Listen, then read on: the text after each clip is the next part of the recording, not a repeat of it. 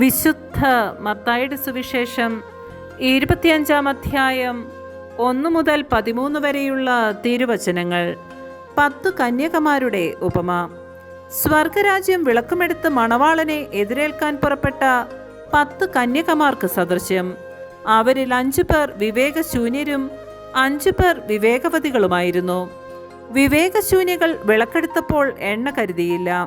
വിവേകവതികളാകട്ടെ വിളക്കുകളോടൊപ്പം പാത്രങ്ങളിൽ എണ്ണയും എടുത്തിരുന്നു. മണവാളൻ വരാൻ വൈകി. ഉറക്കം വരികയാൽ കന്യകമാർ കിടന്നുറങ്ങി. അർദ്ധരാത്രിയിൽ ഇതാ മണവാളൻ പുറത്തുവന്ന് അവനെ എതിരേൽക്കുവിനെന്ന് ആർപ്പുവിളിയുണ്ടായി. ഈ കന്യകമാരെല്ലാം ഉണർന്ന് വിളക്കുകൾ തെളിച്ചു.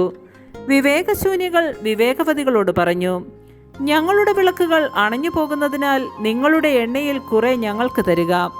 വിവേകവതികൾ മറുപടി പറഞ്ഞു, ഞങ്ങൾക്കും നിങ്ങൾക്കും മതിയാകാതെ വരുമെന്നതിനാൽ നിങ്ങൾ വിൽപ്പനക്കാരുടെ അടുത്തുപോയി വാങ്ങിക്കൊള്ളുവിൻ.